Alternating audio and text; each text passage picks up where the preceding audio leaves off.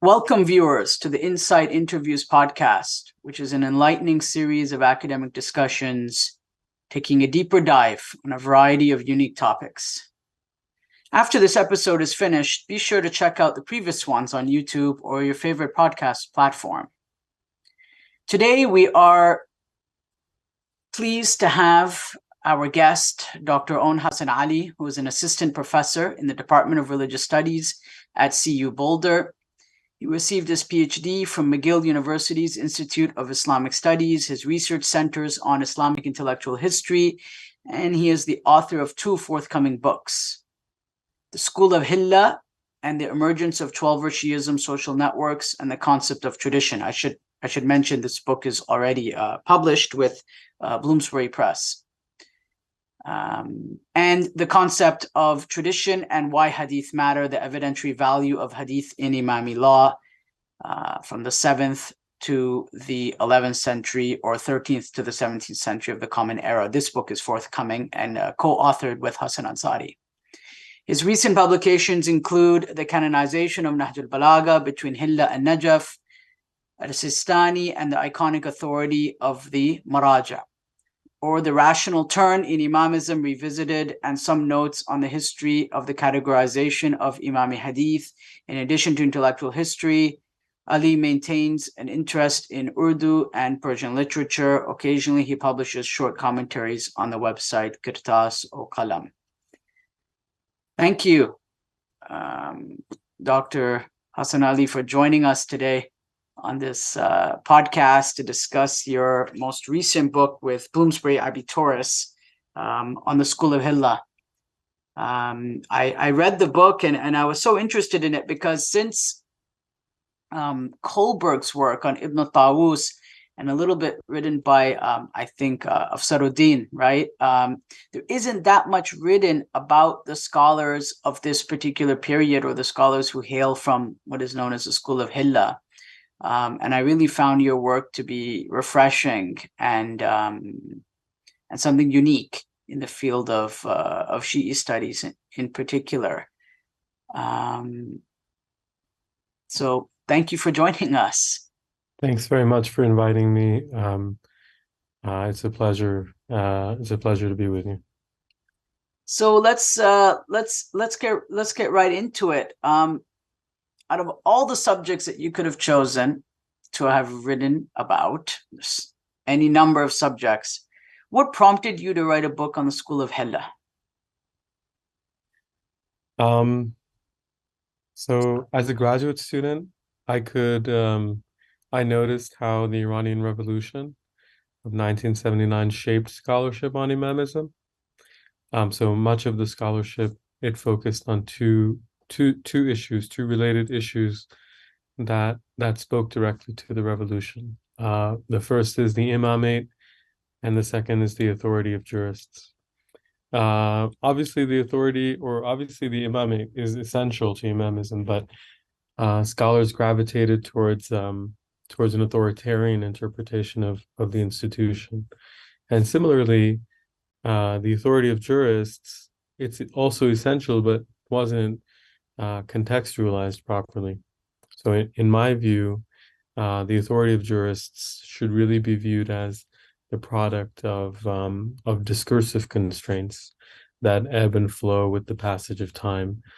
In the right historical circumstances, an authoritative jurist can redraw the horizons of possibility, but it's not an arbitrary process. It builds upon a past, it validates some elements, and it challenges others. And this, of course, is Dalal Asad's conception of tradition.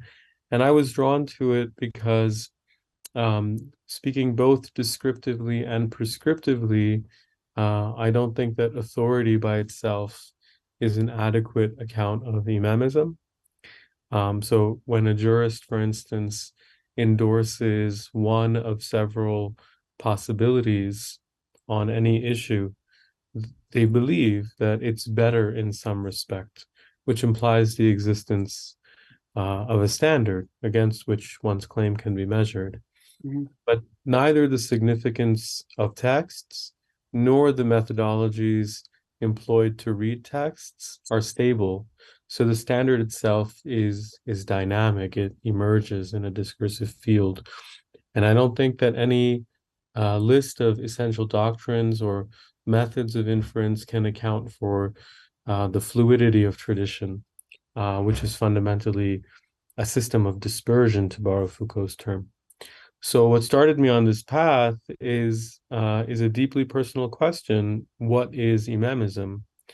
And ultimately, I came to the conclusion that Asad's notion of a discursive tradition offers us a useful framework for understanding what Imamism is. So at a conceptual level, this is going to help us solve a basic problem, and that problem is how to integrate the extraordinary diversity of Imamism across time and space into a single historical category without engaging in a normative assessment of its underlying essence. And furthermore, in light of this conception of tradition, the School of Hillah stands out as a seminal, if not formative, period in the Imāmī archive. Wonderful. And I would assume partly just because there's just so much intellectual activity that transpired in this school. We'll get to that in a bit. And particularly the activity or intellectual activity that took place, which you mentioned, between the period following Tusi up to the Safavids, right? You mentioned that this is still remains a period that is relatively understudied in comparison to other periods that are studied in Imamism. You do mention that in your book. And do you see that this particular work is a contribution that kind of fits into that period? Tell us a little bit about that interlude period. It's quite a long interlude period, really. There's so much written on the Safavids, as we know, about philosophy and theosophy and all the works, and not all the works, but just a lot of work on the Safavid period. And then there's a lot of work on the Buyid period. There's on the Shi'i, so-called Shi'i century, and so on and so forth. But your work is kind of fits in between those two general trends within Imāmī studies or Shi'i studies in particular. How do you see that as being like, how do you see that? How do you see your contribution in terms of the kind of general scholarship on Imamism with that in mind? Yeah. So like I said at the beginning, early scholarship was shaped by an assumption that the doctrine of the Imamate can explain the history of Shi'ism. And this gave rise to a discourse that's primarily concerned with the expansion of jurists' authority to undertake the prerogatives of the Imam. Subsequent studies made progress, but due in no small part to the Iranian Revolution, they remained tethered to the question of the authority of jurists. So when I assess the field, I make three observations. The first is that despite its significance, the period between the Buwayhids and the Safavids, as you said, so between 1055 and 1501, it remains understudied. The second important observation is that there are very few scholars who conceptualize the relationship between Imāmī and Sunni law in a way that acknowledges both structural realities of existing as a minority and the ingenuity involved in historical processes of appropriation and assimilation and naturalization.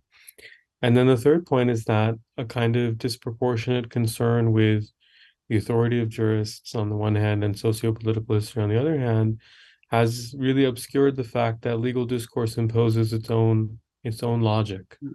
And the second and third observations, I think, highlight the need for a deeper understanding of the concepts of tradition and the concept of a madhab. And I think that draws our attention back to the period between the Buwayhids and the Safavids, particularly Ḥillah. So on a theoretical level, I'm arguing that this idea of a discursive tradition, for us, this was a way to help us understand Islam. But I don't think that the idea of a discursive tradition furnishes an adequate conception of Islam. But I do think that it can help us organize the diversity within particular Islamic traditions, including Imamism. So, as I said earlier, scholars, they tried to identify an essence that could unify the diversity within Imamism. But I think the Imami madhab is better understood as a socially embodied, historically extended style of reasoning that emerges in a network of relationships of power. And as I said, based on this conception of the Imami madhab, the school of Ḥillah and not the Buwayhid era should be viewed as its formative period. And I substantiate that claim at the level of history by applying criteria that have been used to date Sunni madhabs to the history of Imami law and legal institutions. So those criteria include the emergence of compilations of hadith that are arranged topically, musannaf. The criteria includes the production of epitomes of law and annotations on standard epitomes, the recognition of a chief scholar, the regular transmission of legal expertise, the establishment of endowed colleges of law, the production of tabaqat works, and then the emergence of a highly systematized and distinct genre of jurisprudence, usul al-fiqh. So that's where I see the intervention of the book between the Buwayhids and the Safavids. So Tusi dies around 460, if I remember correct, somewhere around there, right? Towards 460, Tusi dies. His son, we know, Abi Ali Tusi, takes on a very important role. And then there comes, in the early 500s, Ibn Idris al-Hillī and the School of Hillah, so to speak, as one of the early people of that school.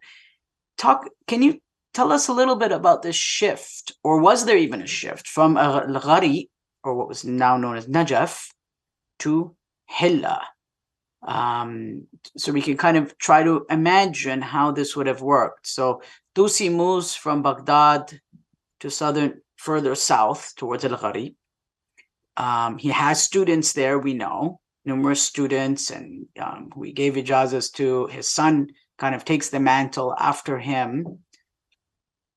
What happens in that period? How do the Imamis shift towards Ḥillah, and what is meant by Ḥillah as being a center of learning? Would that still include al-Ghari? Yeah, I mean, the School of Hillah. Yeah. So we should start with periodization. Yeah.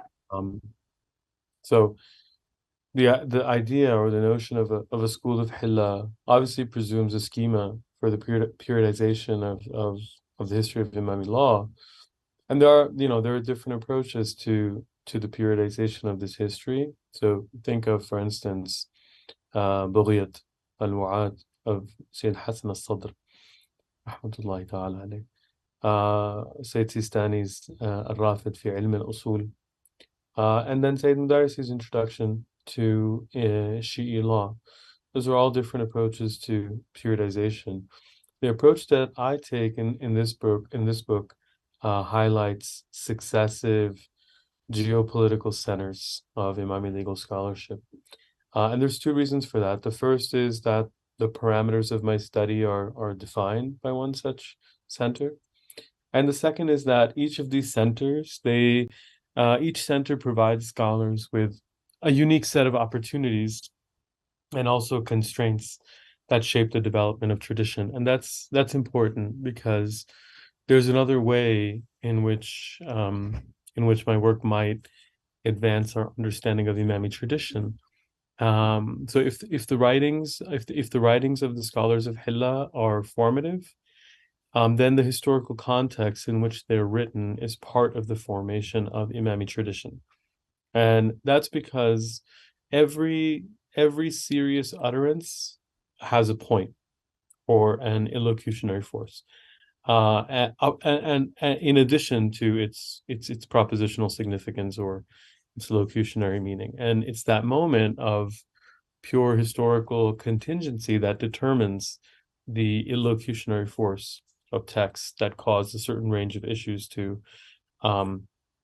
appear problematic, and a corresponding range of questions to become the leading subjects of debate. So that means that the social upheaval of the late Abbasid, the Ilkhanid, and the post-Ilkhanid periods, it's not just a backdrop to the emergence of Imāmī tradition. It's actually part and parcel of the discursive formation, right? Similarly, the network of Ḥillah's learned families represents the social manifestation of tradition, which facilitates and structures a conversation, and which enables certain ideas to spread farther than others. So by blurring the lines between social and intellectual history, what I've tried to do is account for the fact that particular relationships of power, of patronage, learning, blood, play as much of a role in defining Imāmī tradition as did individual scholars and curricular texts. So the other caveat here is that, my approach to periodization has some limitations, and we should bear those in mind, because otherwise you may have a misunderstanding of what the School of Hillah is, and it obviously relates to how you started the question. So first, the geographical boundaries and it's not just Ḥillah. The geographical boundaries of these centers, they're not precise, right? So the School of Hillah is larger than the city itself. It encompassed most of southern Iraq and important cities in the north. The second important point to bear in mind is that networks of learning extend beyond the boundaries of any one locale. So, for example, several scholars from Jabal Amil were educated in Ḥillah, right? So, for instance, Najmuddin, Tuman ibn Ahmad al-Amili, Jamaluddin, Yusuf ibn Hatim al-Amili, and of course, al-Shahīd.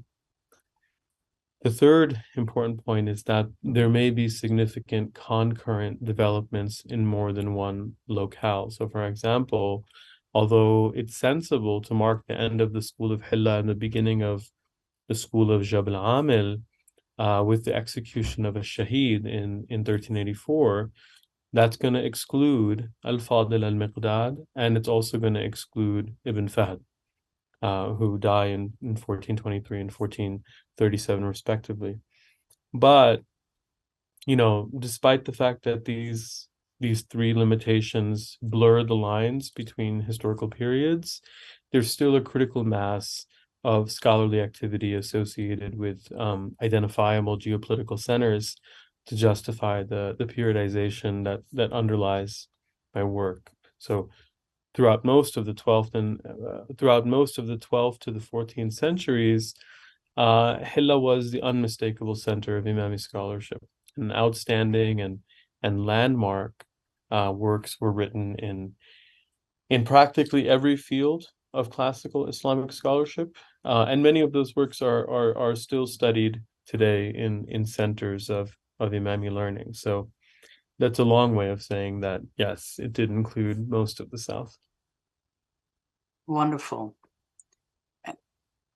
Were there madaris that they had there that we know of, or how, maybe you can help us try to imagine what this learning system looked like. They had schools. Were there names of these schools where they studied, or is more just teachers which had relationship with students, more like circles with teachers and students, or there were endowed centers of learning that we know the names of certain places, like we hear about Mustansariya in Baghdad, for example, right? Yeah, I mean, yes and no. So it depends on what you mean by madaris. So, like I said, the establishment of endowed colleges of law is one of the criteria that's been used to date the formation of Sunni madhabs. But when we talk about the role that madrasas play in the formation of an Imāmī madhab, it's really important to recognize that the madrasa as a site for the contestation and the standardization of religious knowledge and authority extends well beyond the walls of any building. And this was true in Ḥillah too. So to be sure, there were brick and mortar institutions in Ḥillah, but these weren't the only spaces for formal education, right? A great deal of education took place in private homes. So for instance, Sadīduddin al-Himmasi al-Razi, he held his classes on theology, which resulted in the book al-Munqidh min al-Taqlid wal-Murshid ila al-Tawheed in the home of Warram ibn Abi Firas. And one of the claims of the book is that the School of Hillah was embodied primarily not in brick and mortar institutions, but in a network of learned families. If we set the madrasa that's adjacent to the sanctuary of the 12th Imam, so Maqam Sahib al-Zaman, if we set that aside for a second, then the most famous madrasa in Ḥillah was the Zainabiyya, where Ibn Fahd taught. Ibn al-Ataiqi, he alludes to Madrasat Ibn al-Faqih or Madrasat al-Sibt, but no further information is provided. Aside from that, we know surprisingly little about the religious topography of the city. One exception is the sanctuary of the 12th Imam, and the earliest mention of the sanctuary is from 1216, when Najibuddin ibn Nama built or reconstructed houses for study next to the sanctuary and brought a group of jurists to live there. And the fact that Najibuddin brought a group of jurists to live there, it suggests that it was a place for advanced scholarship, and the subsequent history of the site affirms that suggestion. But in addition to being a site for scholarship, the sanctuary occupied a space in the sacred geography of Imamism too. So, for instance, in As-Sultan al-Mufarrij an Ahl al-Iman, which seems to have been written around 1387, Bahauddin Ali ibn Abd al-Karim al-Nili, he relates three miraculous incidents that took place at the sanctuary in the 14th century. And what these stories basically tell us is that by the end of the 14th century, the sanctuary had become an important element of a local Imami identity. It mediated the relationship between believers and their vanished Imam. It was sanctified by a specific ritual that ensured one's prayers were answered and their sins forgiven. And it was imagined as a place where the faithful would be vindicated and their enemies disgraced and the sick healed. And that's not the only site. So by the 12th century, another site known as Masjid al-Shams was associated with the second time that the sun was turned back for Amir al-Mu'mineen. And ʿAllāma mentions a miracle that occurred at that site too. We also know that there was a significant Jewish community in Ḥillah, and there was in all likelihood there was a significant transfer of books from Baghdad to Ḥillah in the aftermath of the Mongol invasion too. Before I get to the Mongol invasion, again, kind of turning back a century or so, or not even a century, perhaps a century towards, rather towards Baghdad, we see this Shi'i-Sunni tension on and off, right? Especially during the time of Sheikh al-Mufid, Sharif Murtada, and Sheikh Tusi, right? With the Hanbali riots, this tension seemed to ebb and flow from time to time between Sunnis and Shi'is, and the Shi'i scholars of that period, were particularly unapologetic of their Shi'ism. If we read the works of Sheikh Tusi and Sheikh al-Mufid, it's pretty clear what they thought about the early history of Islam and the figures of that early history who they saw as betrayers of tradition, so on and so forth. And naturally, that would elicit certain feelings. And I mean, So moving forward now to the School of Hillah and the periodization that you've chosen, can you describe a little bit for us the Sunnī-Shīʿī relationship with the background that I've just kind of mentioned, and what was different or similar in the period that you study with regards to the Sunnī-Shīʿī relations, particularly in your research? I mean, Shi'i attitudes towards early Islamic history don't change that much, but I do talk about that question in chapter 4, which examines ʿAllāma's ijāza to the Banī Zuhra.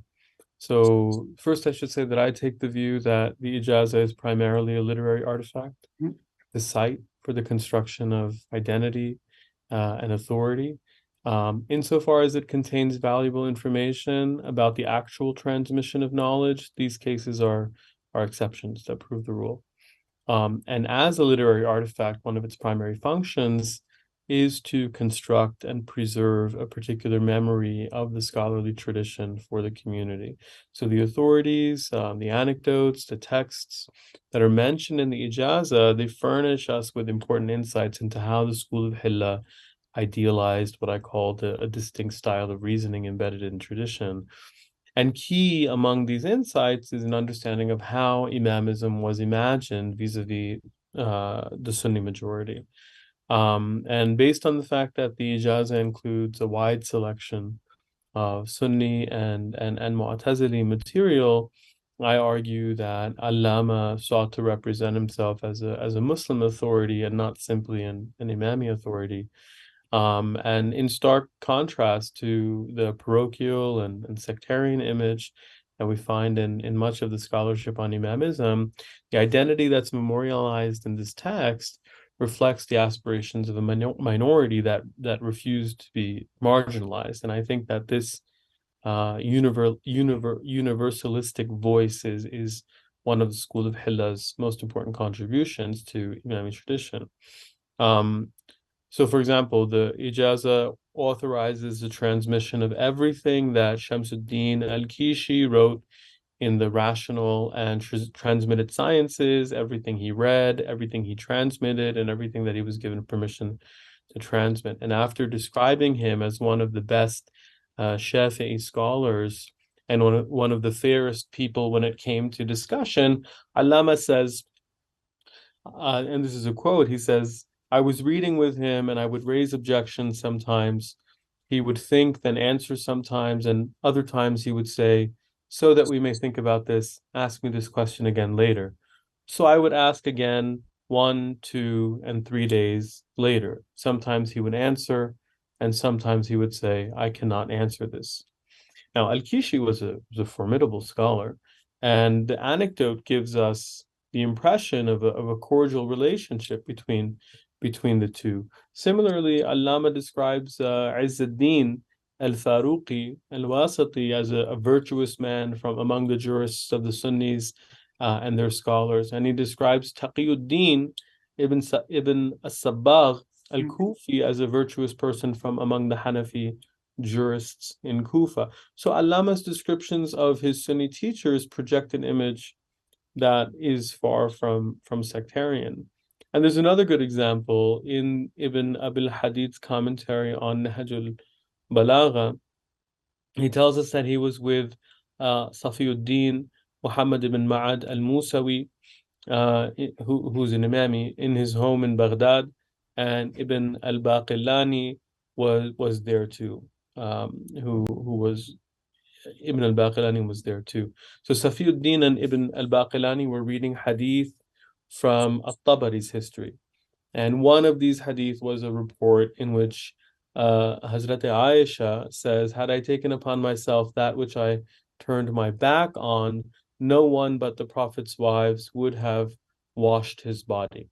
And Safiyuddin asks Ibn al-Baqillani what he thought she meant by that, and Ibn al-Baqillani says, "She envied your father because he could take pride in having washed the Prophet's body." So Safiyuddin laughs and says, "Suppose she could have washed his body, did she have any of his other virtues. And this type of anecdote gives us insight into what's often a congenial relationship between Imamis and Sunnis in this period. The inclusion of major compilations of Sunni hadith, Sunni and Sunni scholars in ʻAllāma's ijāza to the Banī Zuhra, it plays an important role in the representation of ʻAllāma as a Muslim authority and the representation of Imamism as a universalistic tradition. And there's a reason for that. It was important to ʻAllāma's broader project, which is evident in his writings on usul al-fiqh, of incorporating Imami jurisprudence and the Imami school into the wider discourse on Islamic jurisprudence. There's even a well-known correspondence between ʻAllāma and al-Qadi al-Baydawi and Taqiyuddin al-Zarirati, who's a Hanbali jurist, studied Imami law and debated ʻAllāma. So the fact that in his own time, ʻAllāma's writings on jurisprudence were read in Sunni circles attests to just how successful he was. Of course, there are counterexamples, but I think that it's important to highlight these. That's fascinating, and I think it's something that's again important for students of this period to realize that Imamis and Sunnis were interacting with each other intellectually, were studying with one another, were exchanging information. Were there any cases that you've come across in which ʻAllāma gave an ijāza to a Sunni, or Sunni gave an ijāza to ʻAllāma? Yeah. Or ʻAllāma, yeah, or even ʻAllāma gave an ijāza in Shi'i tradition, let's say in a particular book of hadith or a Shi'i book of law, to a Sunni pupil? That I don't recall off the top of my head. So I don't remember. But the other way is...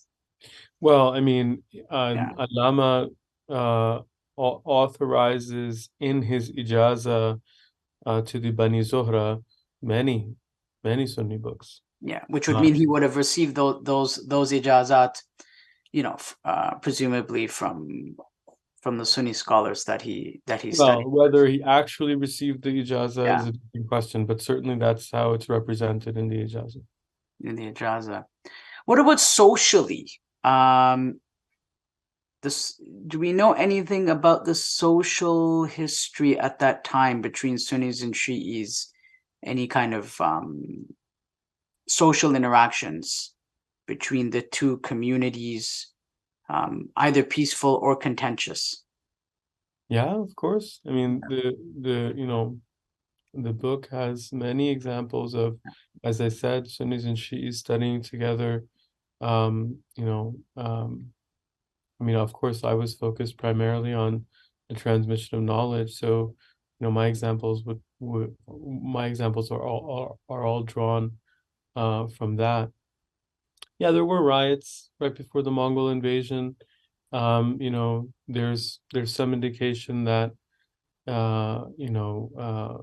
the generation of Ibn Tawus was really fed up with the Abbasid caliphs.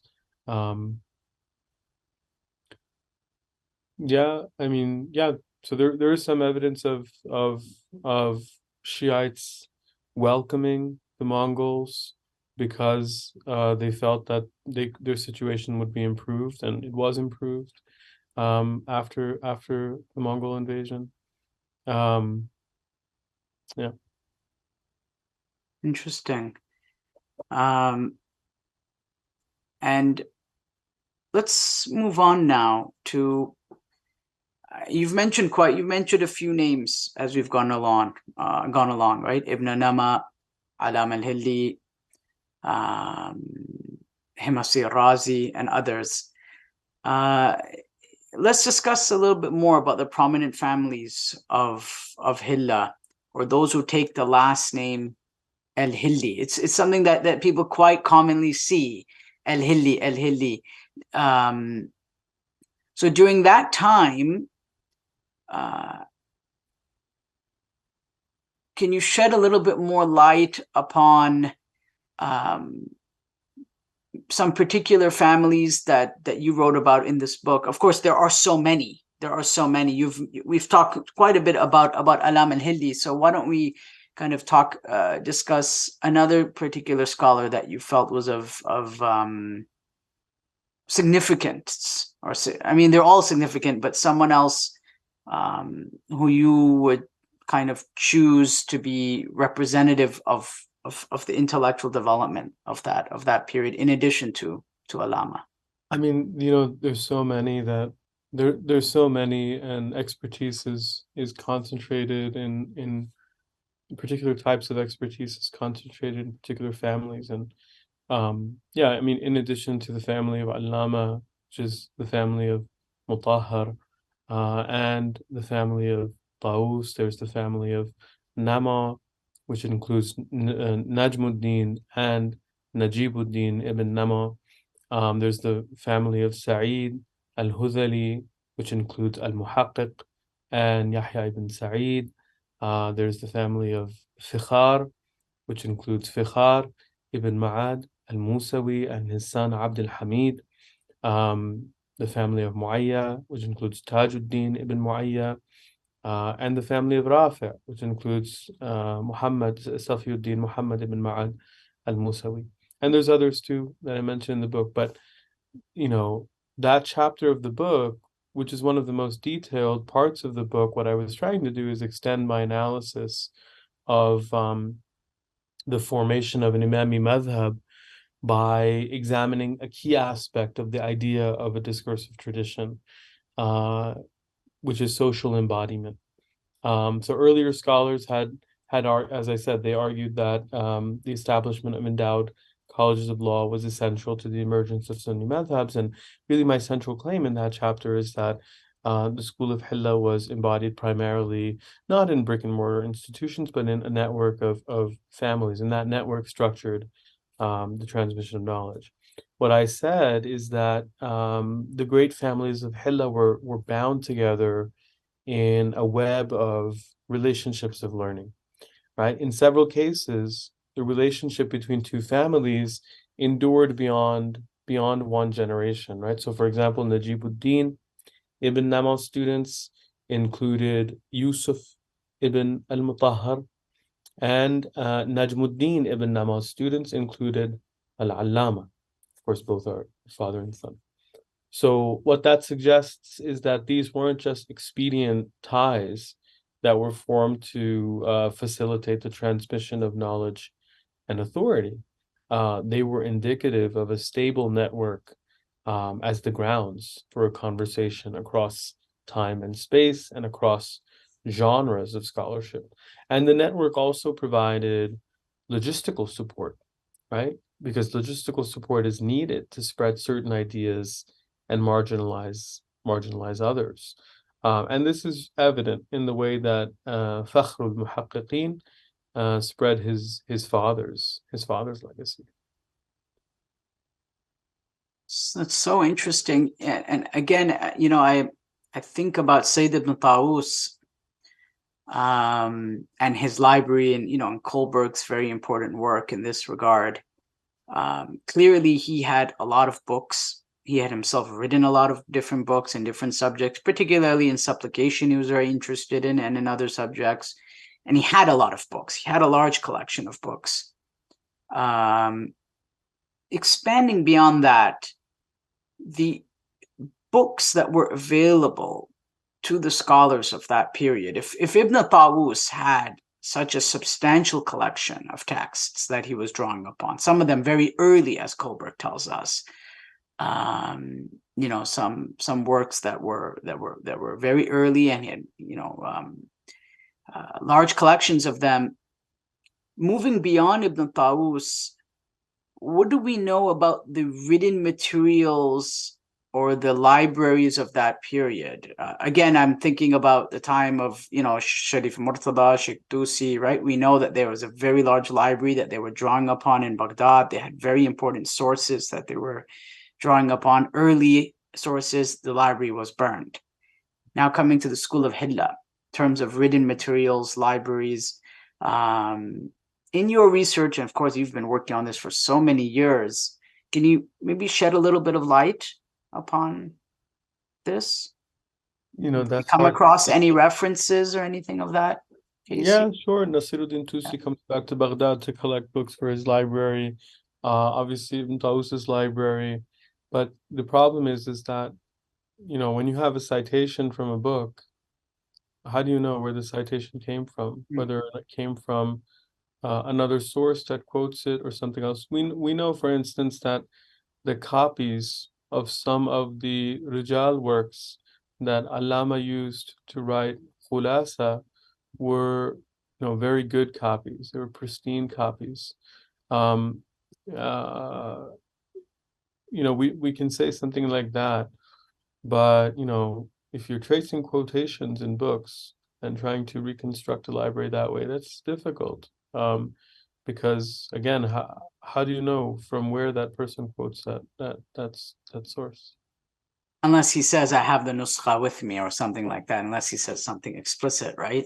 Nuskha atiqa or something, uses some very particular word to describe a physical object that that he has in his possession. So let's move ahead a little bit here. Care to share any interesting anecdotes, stories from the lives of scholars in the city of Ḥillah? There's always, I've come across so many interesting anecdotes about al-Ḥillī, and it's often a very common refrain in Shi'i circles, right? ʻAllāma was once with this person, and this happened, and these both, of course, they have a didactic purpose as well. So, care to share an anecdote or a story or something of that nature? I'm sure you must have come across so many, and they're so prolifically known. Some of them in Shi'i tradition. Yeah. There's several anecdotes in the book. Some are longer than others. Maybe a short one. That's actually very interesting and very important. Is So in the ijāza, there's an anecdote that has valuable information about legal and theological expertise in Ḥillah. So after authorizing the transmission of everything that Mufiduddin, Muhammad ibn Jaham, transmitted and was authorized to transmit and read with his teachers, ʻAllāma tells the following story, and it's better if I read it. So ʻAllāma says, the greatest Shaykh, Khwaja Nasiruddin Muhammad ibn al-Hasan al-Ṭūsī, may God sanctify his soul, who was mentioned earlier, was the vizier of the Sultan Hulagu. Hulagu dispatched al-Ṭūsī to Iraq, so he came to Ḥillah. The jurists of Ḥillah gathered around him, and he beckoned to al-Muḥaqqiq Najmuddin Ja'far ibn Sa'id and said, who is the most learned of this group? Al-Muḥaqqiq said, all of them are virtuous. If one of them excels in one field, the other excels in another field. Al-Ṭūsī said, who among them is the most learned in theology and jurisprudence, al-Usulain? So al-Muḥaqqiq beckoned to my father, ʻAllāma is the one speaking, so al-Muḥaqqiq beckoned to my father, Sadiduddin Yusuf ibn al-Mutahhar, and to the jurist Mufiduddin Muhammad ibn Jahm al-Ḥillī, and said, these two are the most learned of the group in the discipline of theology and jurisprudence. The jurist Yahya ibn Sa'id, who's the cousin of Muḥaqqiq, felt offended and wrote to his cousin, paternal cousin, al-Muḥaqqiq Abul Qasim, reprimanding him. He quoted lines of poetry in the letter and said, how could you mention Ibn al-Mutahhar and Ibn Jaham and not mention me? So al-Muḥaqqiq wrote to him and apologized, saying, if Khwaja asked you a question about theology and jurisprudence, maybe you would have hesitated and we would have been embarrassed. So there's stories like this. The reason why they're important is because they bear witness to rivalries and they establish hierarchies within a tradition, right? And the other reason why it's important is that despite having been honored this way by al-Muhaqqiq, very little is known about Ibn Jahm. The ijāza is appears to be our only source even for this anecdote. So yeah, and then of course there's the famous story of Muhaqqiq coming to Khaja coming to one of Muhaqqiq's classes where he's teaching istihbab tayasur liqiblati ahli al-Iraq. And Michael Cook has written about that and published in Madarisi's Fashwa. You mentioned the person of Khawaja Naṣir Tusi. He is clearly an extremely important figure in the history of Islam, Islamic intellectual tradition more broadly, which gets me thinking about the interaction between ma'kulat and mankulat, or not say the interaction per se, but the these streams coexisted, right? The transmitted tradition and the intellectual sciences, especially philosophy, logic, and theology as a formal subject. So clearly, it is the case that the scholars' interest went well beyond fiqh in the School of Hillah. And you do discuss that in your book. And I think that is a very important point. That one, the role of Naṣir Tusi, which would require an entire podcast in itself. But in general, the role of the intellectual sciences, the rise of the intellectual sciences and their proliferation, by particularly, I mean, ma'kulat, right? The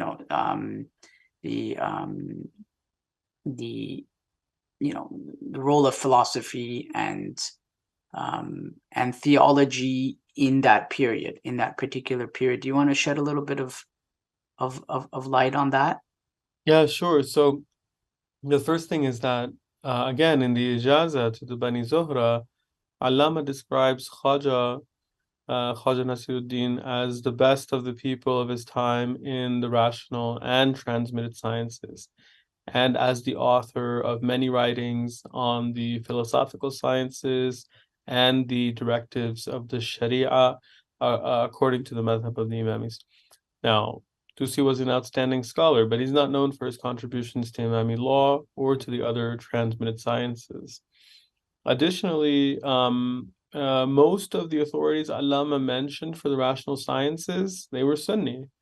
So by highlighting the contributions of al-Ṭūsī, who embodied and represented the rational sciences, by highlighting the contributions of al-Ṭūsī to Imāmī law, ʿAllāma's remarks extend the mantle of Imāmī tradition to the rational sciences at a time when Imāmis weren't known for their contributions to these sciences. And I think that reflects a degree of self-consciousness about the limited contributions of Imāmis limited contributions of Imāmi thinkers to the rational sciences. Now, of course, al-Ṭūsī initiated the Abyssinian turn in Imāmi theology, but despite his broader significance, he wasn't really a central figure in the School of Hillah. And there's two important points here. First, aside from ʿAllāma and possibly Maytham, none of the handful of Imāmi scholars from the School of Hillah who studied, and I use that word studied very, very loosely, with al-Ṭūsī are known for their contributions to the rational sciences. And the second point is that Tusi's tajreed reflects the integration of Avicenna's metaphysics into Imāmi theology, but ʿAllāma's Kashf al-Murad is the only Imāmi commentary on the book until the Safavid era, when Nadizi writes his commentary.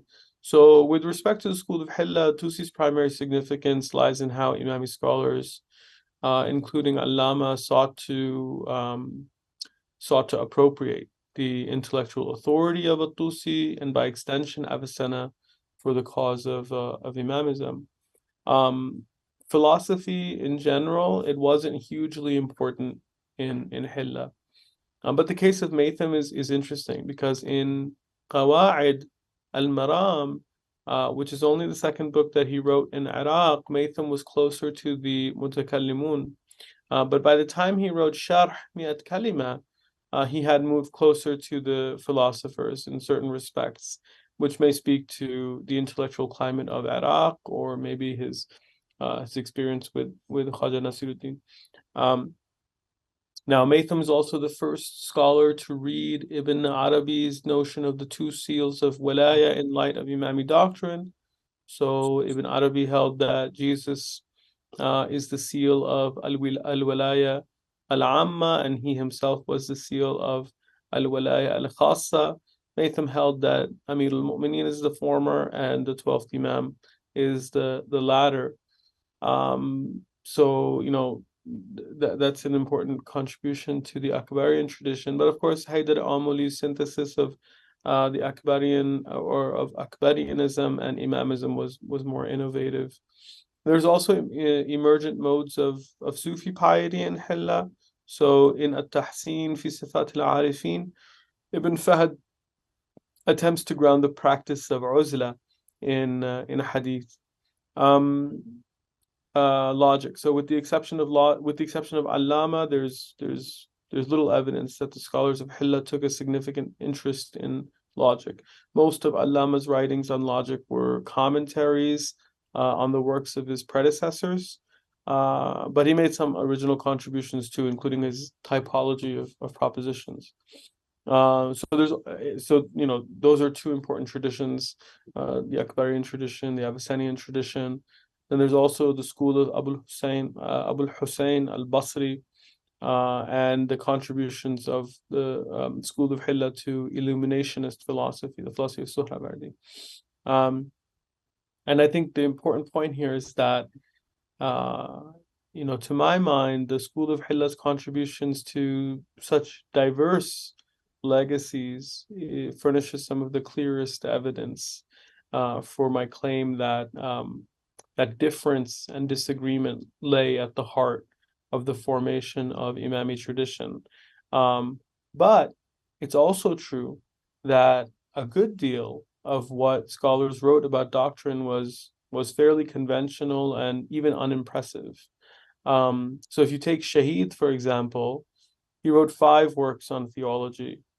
None of them can be considered works of high theology. In fact, what's noteworthy about them is just how unremarkable they are, which in itself is interesting, right? So apparently, as the school of Ḥillah was coming to an end, the man who's widely regarded as, you know, the greatest jurist who ever lived, as Shahīd, he didn't feel he needed to participate in the high theological and philosophical traditions for which Ḥillah is known, which also speaks to something I talk about in the book, which is, you know, we have to be careful about historians' categories versus actors' categories.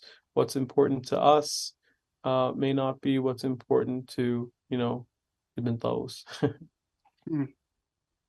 Wonderful, Dr. Ali. Thank you so much for joining us today. Welcome. And I think that you know, students of Islamic intellectual history, Islamic studies, religious studies in general will definitely benefit from your book. Thank you to the viewers for joining us and listening to us till the end.